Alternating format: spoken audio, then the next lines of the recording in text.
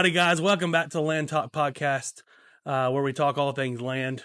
We hope that through this video series and podcast that you're picking up on some things that may help you, whether you want to buy land or sell land or you're somewhere in between, you want to manage your land. We're hoping that we cover some topics that are helpful for you. And today we're going to talk about how to buy land, and we're kind of going to give a crash course as to if you're looking to buy land, the steps you take from beginning to end, and we're going to kind of break those down in detail. So with me today, I've got Katie Smith, and she is one of our agents here at Texas Recland. And so, Katie, give us your spiel, a little background, little word about you. I'm Katie Smith. This is my fifth year in real estate total. My first year with Texas Rec. I did a lot of sales in the Houston area, the outer Houston area, greater Houston area. But yeah, this is exciting. My husband and my family, we bought land in Milam County, and that's been exciting. Yeah. So how was it? So you came from like the Houston area, doing a lot of residential or more residential? More residential, but I did have land and farm and ranch. My first contract I ever did was farm and ranch. Right. And so I kind of got thrown into the fire. So now how is it different, like coming from the hustle and bustle to like... It's a lot more calm to me, Right. I feel like, because there is more hustle and bustle, but I like doing land much better, especially being a landowner and going through that process. That was easier for me. And I feel like you're finding here that things are a little different, even for like logistically on how some deals work. So and I think I see that like even when I work in Bryan College Station or somewhere else, like there's just a different tone of dealing with other agents and how they act and how they respond, how long it takes them to get back with you. You know, there's kind of some different dynamics here, which I guess I'm used to, but maybe it's a little different from spots. So. Yeah, the agents in Houston are a little bit more pushy, like let's get stuff done, versus here it's more laid back. But I feel like working with people in the country, regardless, it's just a better lifestyle. Yeah, in my opinion. For sure. So we're looking at buying land, and we're kind of breaking this down step by step. So you've bought land, we bought land. I mean, obviously we work with tons of buyers, and tons of sellers for that matter, but if let's assume here we're working with a buyer that's never bought land, doesn't know how the process works, what's the first thing that you would expect a buyer to go do to get ready to buy land? Yeah, the first thing they're going to need to do is get pre-qualified, whether it's with a lender, a bank, but they're going to let you know how much you qualify for. So before we even start looking at land or listing prices, you're going to need to know how much you can afford. Right. So there's nothing worse than going to show properties for us, and let's say we're looking at a property that's $500,000, and then you go to get pre-approved, and they say, oh, you can only afford $300,000. Well, then it's easy to get unrealistic expectations if you kind of put the cart before the horse. So it's nice to know, and it's also nice to know that once you find that property that you fall in love with, you already know that you can have the buying power to buy that. And I think it just speeds up the process. Agreed.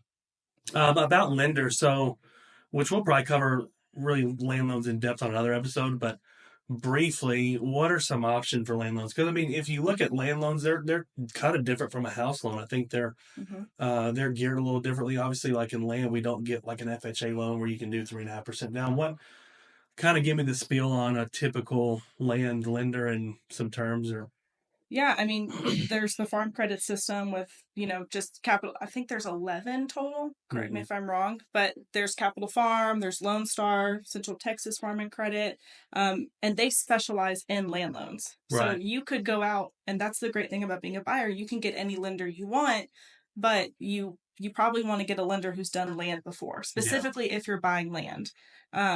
Us personally, we used Capital Farm and Credit, and we had a really great experience with them. No, Capital Farm Credit, like I said, we work with them a bunch. Lone Star just changed their name, so now they're Ag Trust. Oh, Ag Trust, okay. But Ag Trust is another one. I know there's like Texas Farm Credit, which some of these different lenders serve different areas. So like we never see Texas Farm Credit up here because it's in a different territory. But so those are all good options. We work with folks who use like small mom and pop banks here. You may get banks here locally, they do land loans as well. So I mean, you've got a ton of options, but that being said, you can't go to Freddie Mae or Fannie Mac or FHA. You can't do those things on land. So what do you typically see? And I want to do a whole episode on this, but when you're getting ready to buy land, I guess before you even go get pre-approved, you're gonna have to save some money, right? So, what do you typically see on down payments for land versus a house? Yeah, so with different loans, you have different down payments. I Mhm. know with Capital Farm it's 20%, Mhm. or it was when we bought.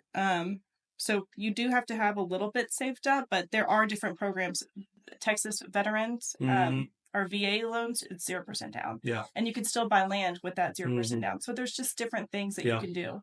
So Veterans Land Board, yeah, we've worked with them too. Yep. They offer a lot less down payment structure there. I think their interest rates are probably a little higher, but um, it's a really good deal for veterans. So um, Capital Farm, yeah, you usually Capital and Ag Trust, those guys, they're going to want 20% down.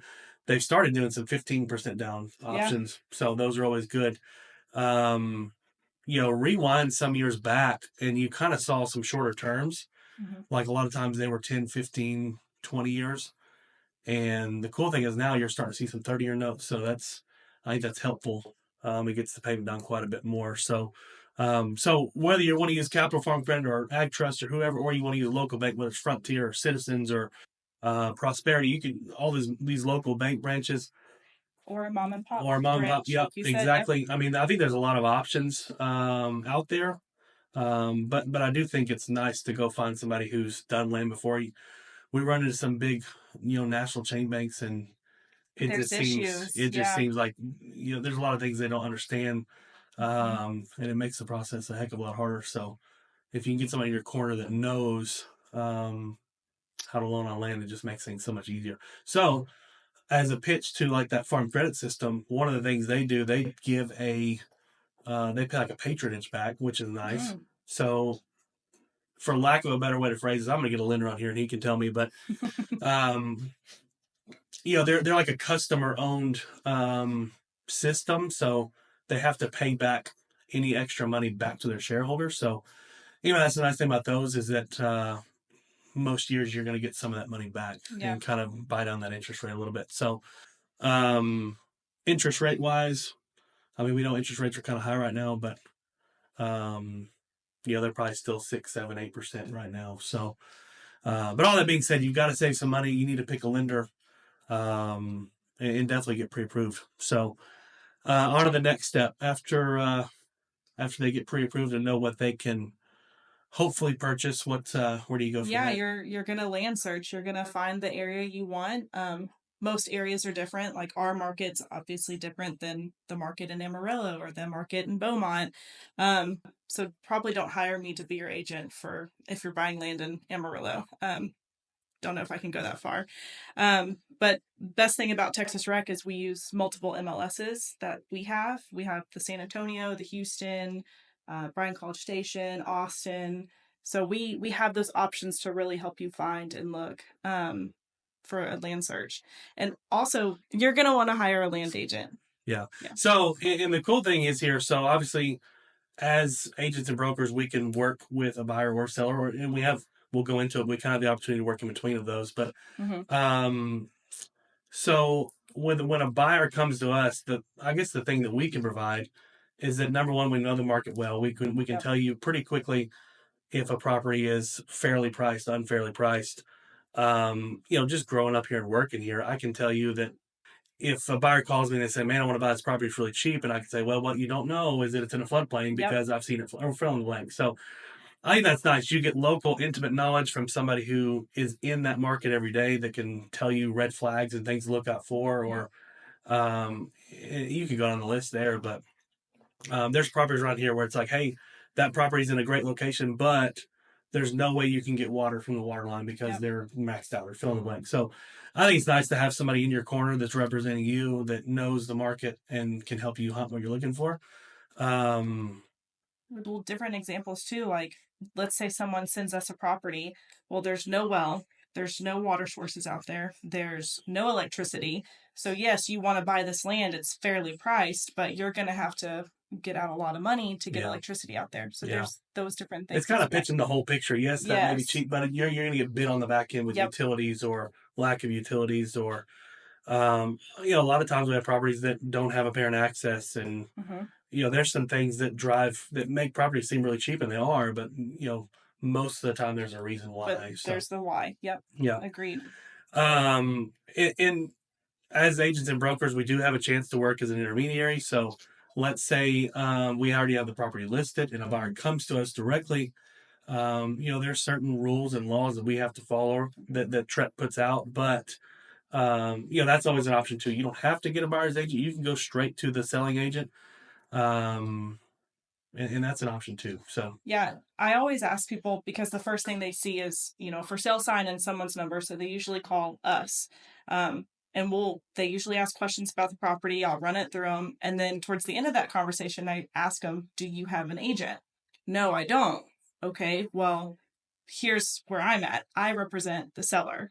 I can represent you, but just understand I'm obligated to fully represent the seller. right. So I can write an offer for you, but just know that it's going to favor the seller more than you. Right, right. And so, there's pros and cons to these things. I've seen some deals work way better because there wasn't another agent involved. And I've seen it work the other way where I think it would be good to have two parties involved. So, Yep. um, You're going to want to be represented regardless. yeah. But I think if you're going to search a big area and you say, I want to search these 2 or 3 counties, I think your time would be better spent getting somebody to work specifically for you. They can kind of walk you through this whole process. So, I guess after that, so let's say we find this property, and obviously before we get that far, you're gonna want to tour multiple properties. Yeah. I'm not gonna say you can't buy the first piece of property that you find, or maybe you just drive by one and this is the one that's great. I think if you're less particular or you don't exactly know what you want, yeah, get a land agent. Get a land agent that has an ATV or whatever that can take you on a bunch of properties. Which we do at Texas Rent. Yeah, well, we've got access to that, but it's nice not to have to walk properties. There's some that I think are better to walk, but yeah, I would go to a bunch of properties. You may want to go see 5 or 6 or 10. I mean, we've had buyers. I don't. Maybe I should mention we've had buyers. We probably showed 30, 40, 50 properties too over 6 months, and it's like that gets hard sometimes when you run that long. But obviously, our job is to find the property that works for you, and we're committed to doing that. So I would go see multiple properties.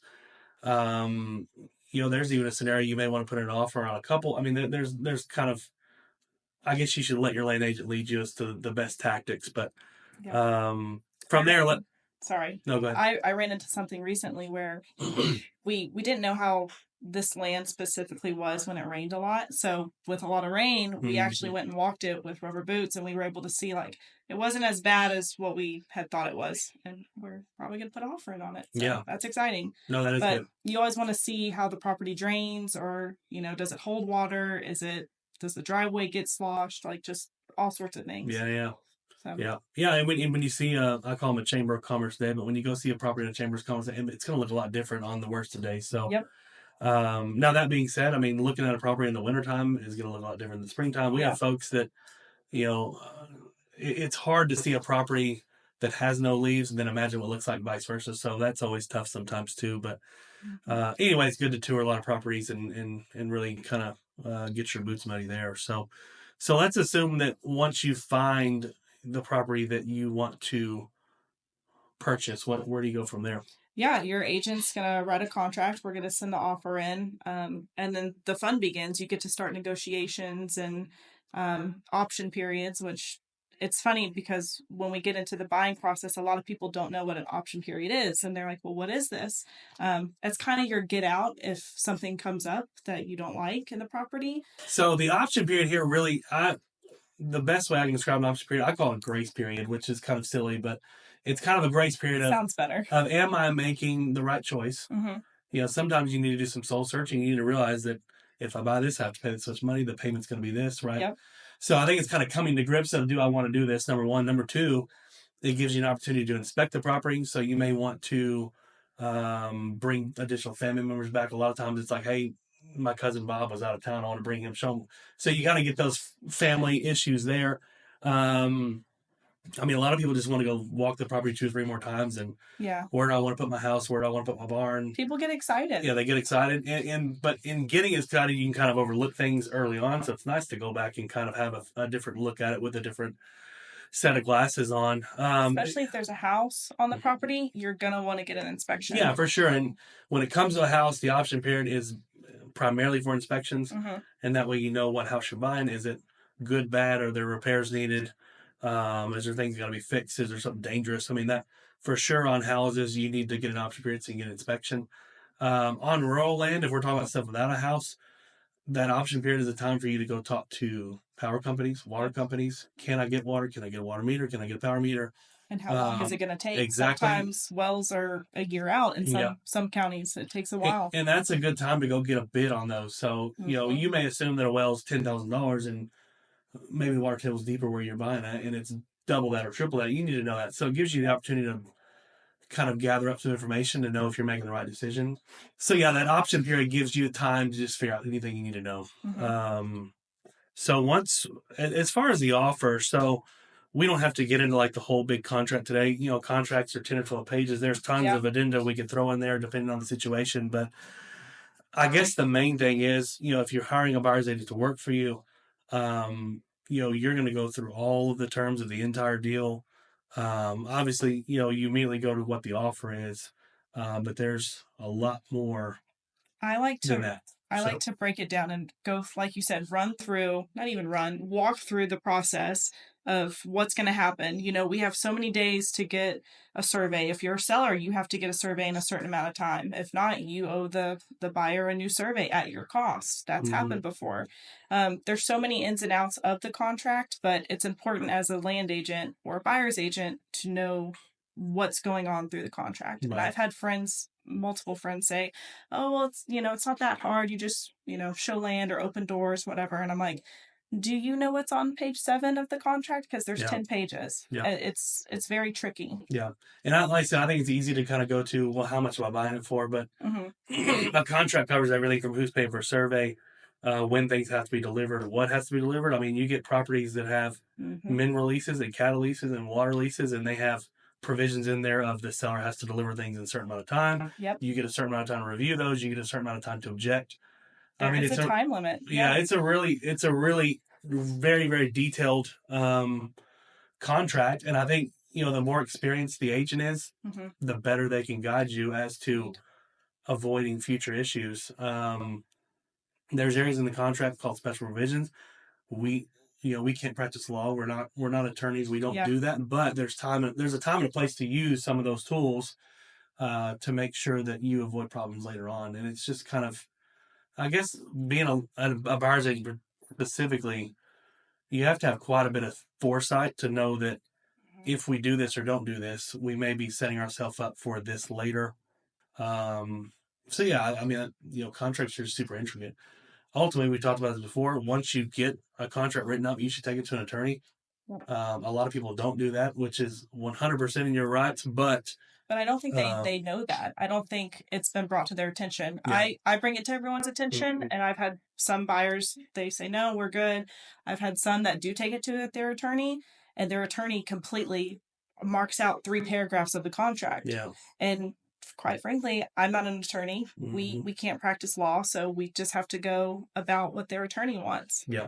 So yeah, and obviously, we're dealing with one side of the contract here, but you have to remember that contract when it's done and when you're ready to submit it, you have to hope that the other side's going to accept it. So, and in this getting case, that far off track they may come at the bite. So I'm not saying don't listen to your attorney, but the more complicated things get, the more complicated it makes things on the other side too. So in that case, the attorney took out multiple paragraphs, and we present it to the buyer. I was the seller's agent at that time, and the buyers were like, absolutely not. Like, we're not taking out paragraphs and paragraphs of this. Like, we're bouncing. We're out of the contract. Yeah. Luckily, we had a backup contract, but it all worked out. But yeah, there's a lot of ins and outs that you need to know as a buyer's agent. Yeah.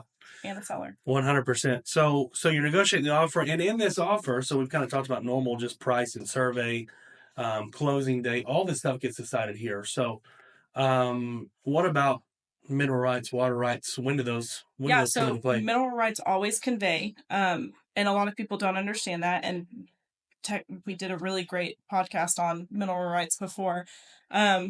but they always convey. Only if the seller wants to keep the mineral rights, you'll add an addendum to the contract. And that's another thing we could get into, is how many addendums you can add to the contract.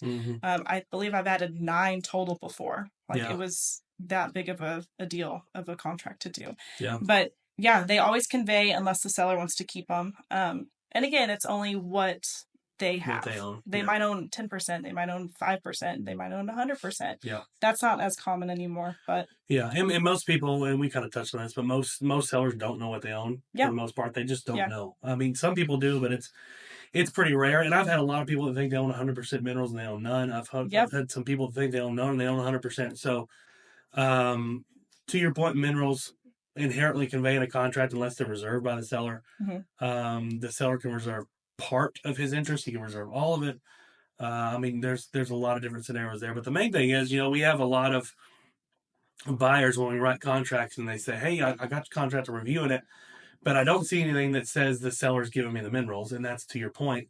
If you don't see a reservation that keeps them for the seller, they're automatically come with it. And what I tell folks is you're getting 100% of whatever they own. Correct. Which could be 100% of 0%. Correct. Or it could be 100% of, it can be 1% of 1/4 or whatever. So, and same way with water rights. So I guess the way that contracts are built, everything the sellers own is built to convey to you. Correct. You have to keep things away from a buyer if you want to. So, water rights, we deal with that a bunch here. We have folks reserving water rights, kind of the same way as minerals.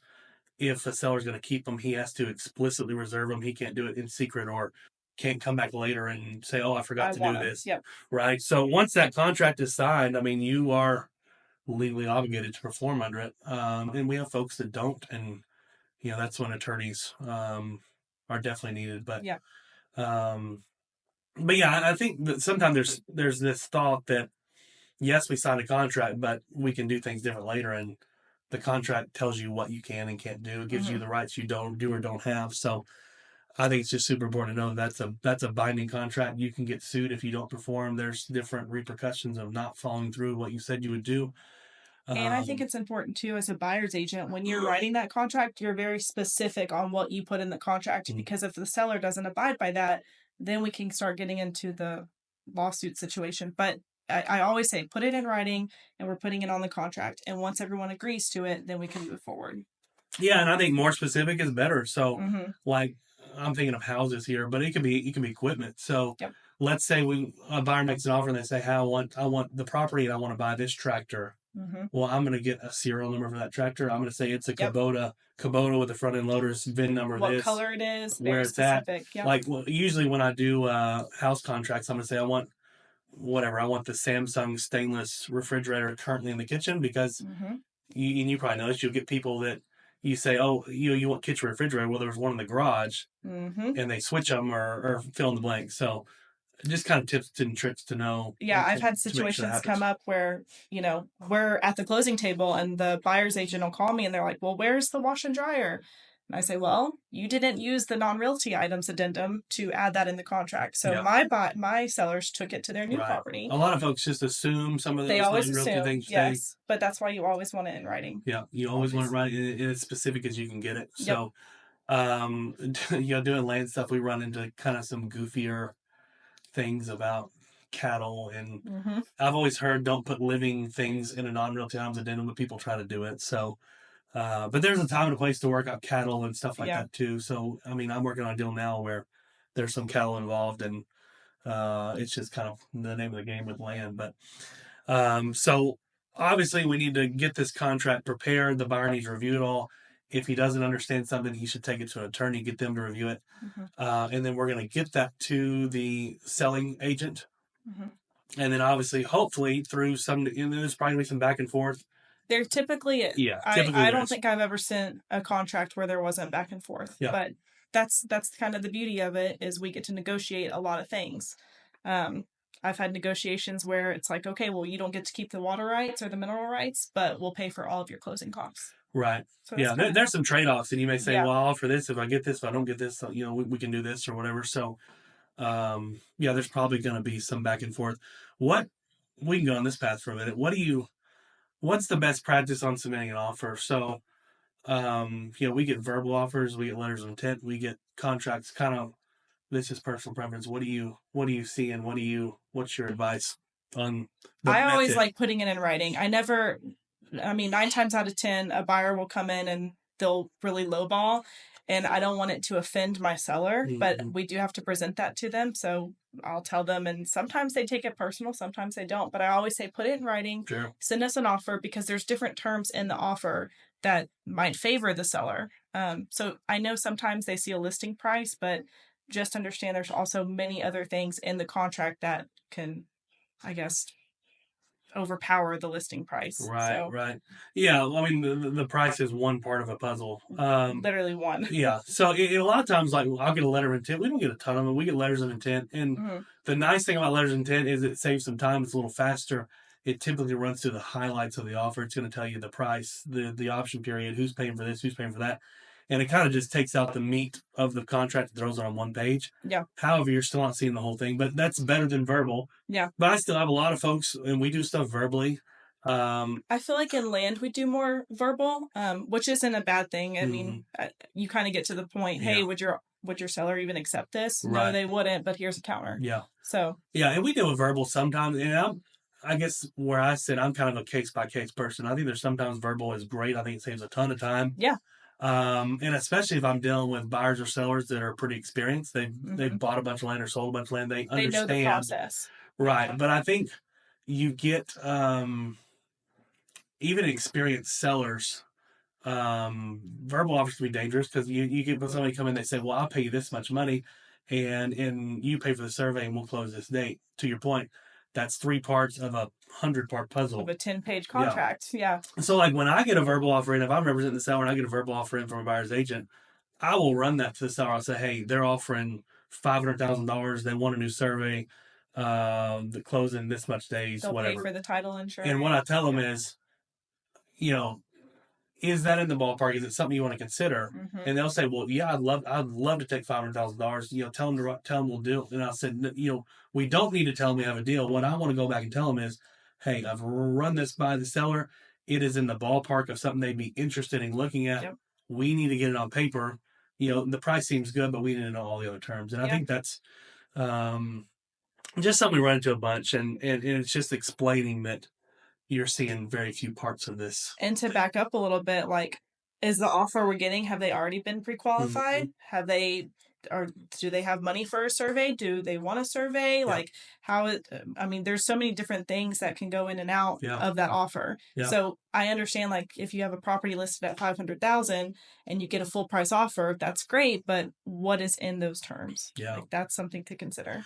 Yeah. And it's like, you may get a full price offer, but they want a 90-day option period, or they want, 6-month close or something outlandish, right? So you've got to see everything. So that's what I tell sellers all the time is, hey, I know you like this number. I will go back to them, but we need to get on paper and say we will consider it, and it's definitely entertainable. But I err on the side of caution of ever verbally accepting anything verbal because of that. Because then I have people that come back later, we get it on paper, and they said, well, I thought we had a deal at this. And I said, well, those were verbal. And, it's just very difficult to know what everybody wants without outlining it on paper. I've had a situation happen where my sellers accepted a verbal offer, and I'm like, well, hold on. They've been pre-qualified for X amount of money. So are you, I feel like we could probably get more, but there's those situations. People tend to grab the first offer that they see, but it's okay to negotiate. Yeah. So I think there's a time and place for verbal offers. I just think that everybody needs to be wary. And what I tell my sellers when I get one of those is that this literally means nothing. Like, there's nothing legally binding about it. It's literally talk, and until it's on paper with a signature, it means absolutely nothing. Yep. But it may save a little time in the short run. So once we get that offer accepted, where does that contract go? Yeah, after we get a contract in, we'll send it to a title company. Typically, the seller can choose whatever title company they want. You probably are going to want to do a local title company. And then, the contract goes in. Do we need a survey in the contract? So at that point, once the contract gets the title, I mean, everybody's trying to do their job of fulfilling everything in that contract at that point. So, Correct. as you mentioned, title company's going to start doing their title search, and they're going to start working on everything in the title world, in the deed world. Um, if you need a survey, a new one, this would be when those would get ordered. Yep. And obviously the contract's going to say who paid for that, how much time they have to get that survey done, all that kind of good stuff. But once you get that contract title, also your option period starts. So Yep. once you execute a contract, the option period starts the next day. So actually, you get kind of a free day. So, but yeah, once that goes to title, you have your option period of however many days that is. So it's always good to use those wisely. And I would just ask your agent, now we have this under contract. We need to get, hopefully you've already been working on plans, but plans to line up inspectors or contractors. You may want to bring out your bulldozer guy. You may want to get a fence quote. There's all kinds of things, but Yeah, obviously that's the best time to work on that is right off the bat, right when your option starts. agreed. As a buyer's agent, like I'm already prepping and prepared. Like, okay, we're only doing a 10-day option period. Great. Let's already get an inspector lined up. Let's see their schedule. Survey company, it's going to take how long to get a survey?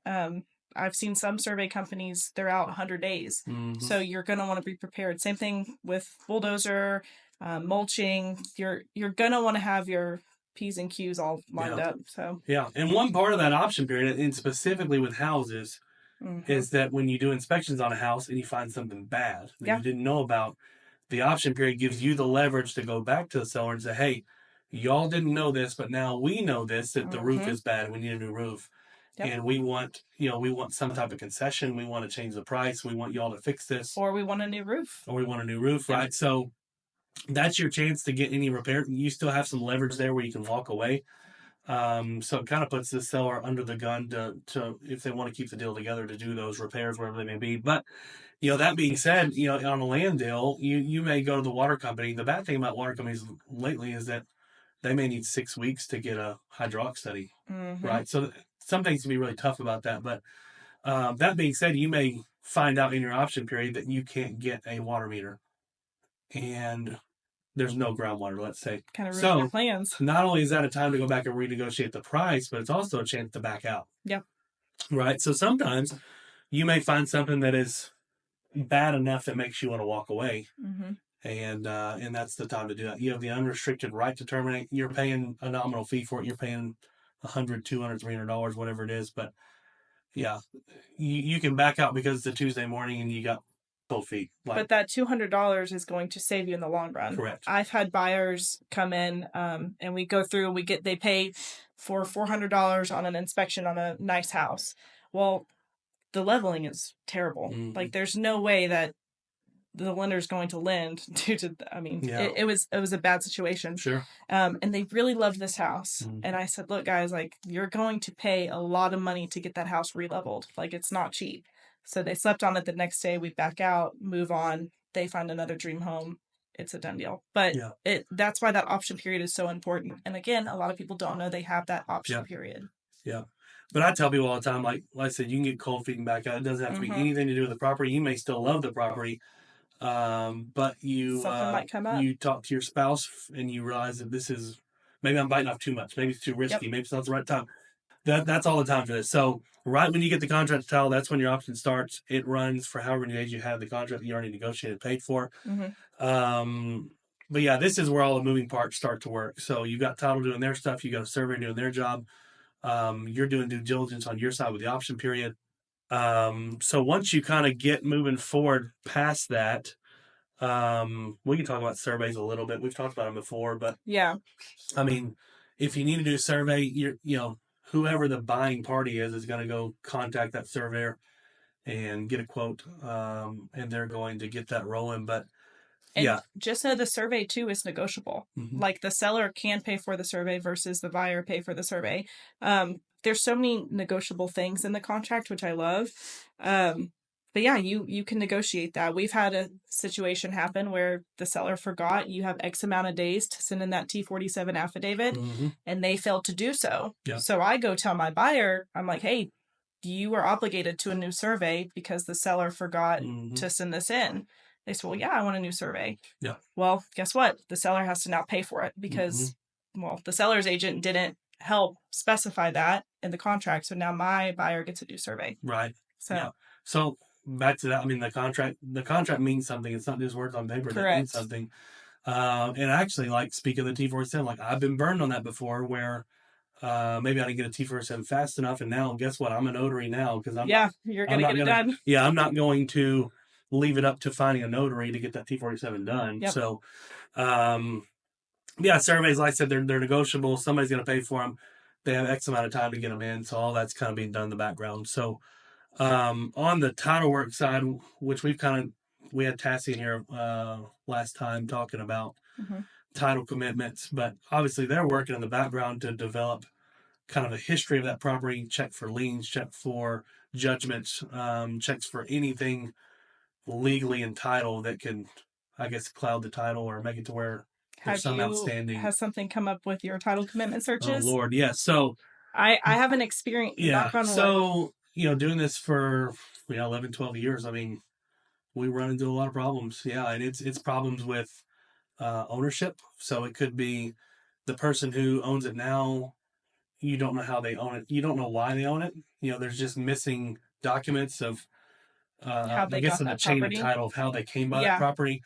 Man, you run into problems with lack of access. You run Hmm. into problems with, I mean, a lot of things. So that being said, all land process, like the land process by, sorry. That being said, all the land buying process is not simple. Sometimes, the contract goes smoothly, everything, the option periods goes great, but then title calls and says, hey, we have a problem. This is happening. We need this document. This is missing. We need to find it. Or if you don't have access, now you get to go talk to the neighbors to try to get an easement from them. I mean, Correct. Yep. it can get really complicated really fast.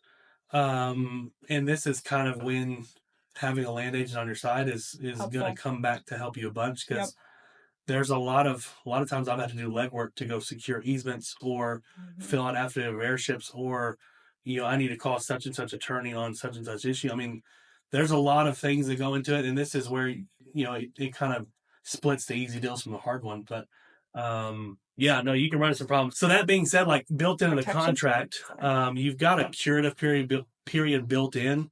So if you were to find some problems with access or whatever, there's a time period built in for parties to fix that. So, but I mean, we've got deals now that it may take a year to fix some of these problems. You may have to do things with different courts and file certain paperwork. And anyway, to make a long story short, it can get very complicated, and that's when you need an agent that's going to work for you to help Yeah. figure out those. A lot of the How to time get it's those. not that complicated. We don't want to scare anyone, but you are going to want somebody who's been through the process, who knows how to do the legwork to find out the solution. So, yeah. Yeah, yeah. And obviously, our job is to make it as simple as possible. Hmm. But there's a lot of deals where we run into problems, and I'm thinking I've run into this 20 times, and then Yep. I go talk to the title company, they've run into it 20 times, and so that's the good thing about having some experience. Saying, okay, I've done this before, Hmm. I know how to fundamentally go accomplish this goal. So see how that's kind of our job there. So um, moving forward from there, so title company is going to give you a title commitment, which we talked about in the past. Which is really cool. I feel like we experienced one recently where the title commitment went back from like 1914 and the writing on it was so like tiny and I don't know. It was cool to read and go through. You really learn about the history of that property, Yeah, which is yeah, cool. and just stress again that once you get that title commitment, if you have an attorney, get to review it. You need Hmm. to read all the stuff on Schedule B and C. Those things particularly are very helpful in telling you what may impact your property. We don't have to go down that today, but you're going to get those documents. You need to review them and pay attention to them. Yep. And hopefully along the way you didn't run into big problems. And on the back end, which we didn't mention this, but on the back end of title doing their work and surveyors, your lender's doing their job. So Yep. so we talked about like the title company doing their work and surveyors, but you still have a lender involved. So uh, during this time period, what's a lender typically working on? Yeah, they're gonna work and order the appraisal. And of course, no lender is going to lend you the money if it doesn't appraise for that certain price. Right. So I think that's too why it's important as listing agents we don't overlist a property and Mm-hmm. you sell it to the current market, not 3 years ago when the market was hot. I know a Yep. lot of people think, well, my neighbor's property sold for $1 million. Well, that was in a different market versus Mm-hmm. now. But the lender they're going to order the appraisal. when the appraisal comes back, if it does make appraisal, great, we can move forward. But if not, you have three options. As a buyer, you can either back out of the contract, renegotiate a new price, or you have to come up with a difference. Yeah. Which I mean, I've never experienced that Yeah. where they've had to come up with a difference. See, I have experienced that. I've had Really? I've had some properties that didn't appraise and they wanted them anyway, and So they yeah, said, "Hey, we're this short, and we'll bring the extra cash and we'll close." It's pretty yeah, rare, but the nice thing about using a lender in that scenario, and I tell people, buyers ask, "Well, what should I offer? What should I offer?" And my answer to them is, "Hey, I ran the comps. yep, I think the numbers fall from here to here. However, you should offer what you want to offer, what you're comfortable with." And on the backside of all this, you have a lender in your corner that's going to tell you if you're right or wrong for offering that. So that's kind of the good thing. I mean, if a property doesn't appraise, you have the ability to back out. Nobody can force you to buy it. So and to your point, if I'm your buyer's agent and you send me a property that you like, I'm running comps. I'm seeing if it's in a flood zone. I'm looking at all those different things because the last thing I want to do is have my buyer buy a property that isn't going to appraise or it's in a bad situation. Just that sort of. yeah, and just for the simple sake of time, Yep. I don't Waste want to your get a time, property my under time. contract and spend 2 months working on this, and you get 2 months getting prepared, and then the rug gets pulled out. Yep. So I think it's also kind of mitigating risk and mitigating, I guess, heartbreak when things fall apart. So, but yeah, a lender is going to do an appraisal. They're going to do a loan to value, so Yep. they will loan on 80% loan to value or 75%, wherever the number is. So, and yeah, you've got options after that. So hopefully the property appraises out. I mean, we have properties that don't appraise out. It happens occasionally. And backing up a few years, a lot of times, like the comps that we had were even too slow to keep up with how fast the market was moving. So The there's some market is intricate stuff. changing. Yeah. There's some intricate stuff about appraisals, and luckily, I'm not in the appraisal business because Yeah. I don't. But the good thing is too, as a buyer's agent and a seller, I mean a seller's agent, you're working so close with lenders and you're working close with title companies and you're working close with appraisers. It's all a job for us to get you this property. So Yeah. everyone has to work together. Yeah. And that's the thing. Once you sign that contract, I mean, obviously there's some contracts that go smoother than others, but I mean, just here by and large, you kind of do get a big group that is committed to hopefully transferring this property from one party to the other. Yep. There's some parties that don't help sometimes, but by and large, most of the time you have willing buyers, willing sellers, and then every other party is working on it wants the same goal that you do too. So, Yeah. so once we get all the title work, we're kind of moving along here, but kind of what is the last step there? Yeah, closing day is always fun. I mean, everyone's excited. That's when your lender sends in all the financial agreements that have been agreed to.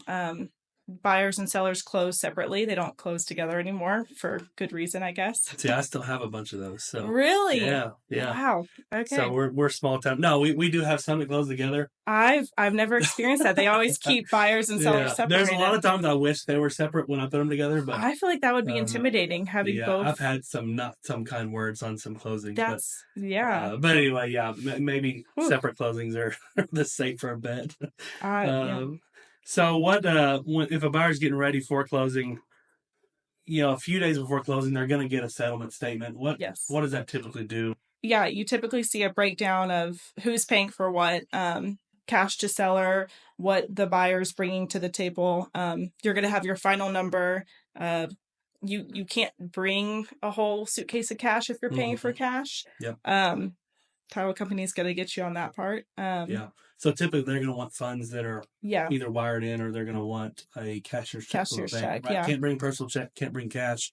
Some people don't like wiring, which is okay. I've experienced where a lot of people do wire, but I've experienced lately a lot of people bring cashier's checks. So.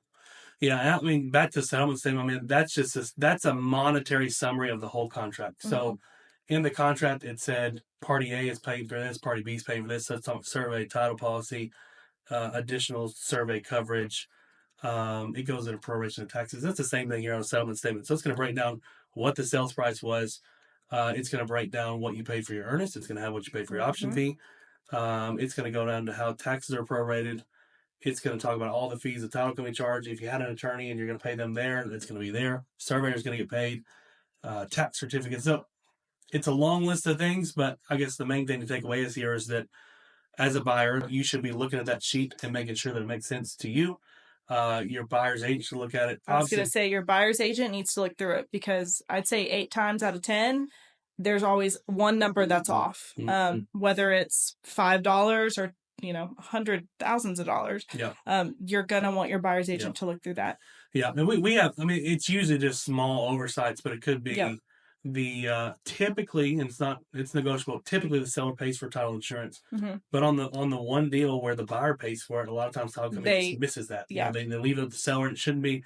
So yeah, I think it's just looking at that thing. Commissions are wrong sometimes. I mean, we obviously agree to different commission rates, and our job is to check and make sure that's right and that everybody's getting paid there accordingly. But yeah, you should look over it, make sure everything's right. Your buyer's agent should look over it.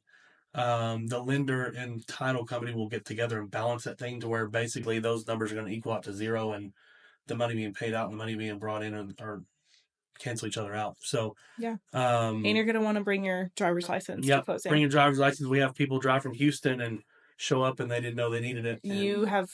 That's one of the main things I tell everybody. And obviously this is where you're going to sign all the documents. If you have a loan, it's going to be a ton of paperwork. You need to, your lender should have hopefully sent it to you a few days before. I would always get it early, look over it, read over it, make sure you understand. It's a lot easier to read at home in your comfort than it is to get to the title company and have people staring at you while you're trying to read legal terms that you're about to sign your life away on. So. I've had lenders not send it, and we'll be getting close to the closing date, and I'll call them and ask, hey, you need to send this so we can look over it. And they usually do, no questions asked. But there's been times where we're at the closing table and I haven't gotten it, and I'm like, we need to know what we're paying. Like, this is kind of silly, but that's why it's important to know good lenders. Yeah. So. And I think as a buyer's agent, our job towards the end is to poke and prod on people, because we get to do a lot of that of, hey, where is this settlement statement? Where is this deed? Where are these things? My folks need to look at them. So that's just kind of, fighting for the person that you're representing. But, I think it's good to look at the deed before you get there. I mean, it doesn't happen much, but a title company may forget to reserve minerals or reserve water or fill in the blank. So it's nice to agree on that beforehand, and you just know if you got a problem, you can fix it, and you're not waiting there at closing. Have you experienced where someone has read through every line at closing? Oh yeah. On every, knock on wood, I haven't experienced that yet. I don't know every line, but I've had some buyers spend an hour and a half reading over documents, and don't get me wrong, I think they should read them all, but hopefully just not at the closing date. I feel like there's a lot of good title companies and closers that really go through the process. And I tell them that too. I'm like, look, if I don't understand something, I'm going to call the title company and we'll get it figured out. And they do a really good job at going through each page on what you're signing the day of. And obviously, as a title company, they're not going to give you legal advice. I'm not going to give you legal advice. I'm not either. there are good title companies that will give a brief summary of the general idea of what you're signing. Obviously, you should know if you want to sign it or not. But yeah, it's good to get those breakdowns. That way you don't have to read every single line by line. So you're closing, like I said, you got your driver's license, you brought money, and then at that point you're signing off. So the I guess the kind of the weird thing is here on deeds. We talked about deeds with Tassie last time, but only the seller is going to sign the deed. That's just kind of the way those are geared. So, but after that, you need to make sure you get a copy of all your documents. I would find a filing cabinet and I would shove all those in there and I would keep them, because you don't know when you may need that title commitment again. You might need the survey, all that kind of stuff. So I would make sure keep all that stuff. And even if you want to go back and sell for, say, you're going to want that survey. Yeah, for sure. There's some stuff there you're going to need. That being said, I think one of the things that gets overlooked a lot is kind of loose ends at closing or after closing. And by that, I mean, if there was power, did it get swapped over? If there's water, did it get swapped over? If there's a water meter, did the seller sign the form to let you take it to the take it to the water company to swap that over to your name? So there's always some loose ends. I'm always looking for what do we need to swap over ownership from, if there's, and it's mainly utilities. A lot of people forget, you get excited that you just bought this new property or this new home or, vice versa. But I always say, okay, we're not done at closing. Like, there's other things that still need to be done in order to secure this. So and then right before this, if there was any repairs that need to be done, I think we talked about this earlier, but you may want to go look at that property the day of closing day before. If let's say there was a junk pile that was supposed to be removed off property, did they do the repairs they were supposed to do? if there was non-realty items that they were supposed to take with, let's say that a cattle trailer or a tractor, did they get those things Deer off? feeders, deer. Exactly. Yeah, we've experienced that. You want to make sure that if that seller was keeping non-realty items, that they're gone, and if they were supposed to leave them, that they left them. If you're buying a tractor, that tractor should be there. That's why you put it in writing. And the other thing, as far as non-realty items, as it pertains to, in my mind specifically, tractors and trailers and equipment, most of those don't have titles. Mm-hmm. So I would want to do a bill of sale at closing and saying that you're transferring this Kubota tractor to me. Here's the VIN number. Everybody signs off. Obviously, I would want that bill of sale to say that it's, there's no warranty or guarantee of operation, which the non-realty item already says that. But anyway, just making sure before you sign those closing documents that everything's squared up, all the repairs are done, anything that's supposed to be done is done. A lot of times you have like properties that have been leased for cattle. Mm-hmm. Is that guy with the cattle gone, right? So, I don't like get calls a week after closing saying, "Hey, this guy was supposed to be gone by closing. He's still here."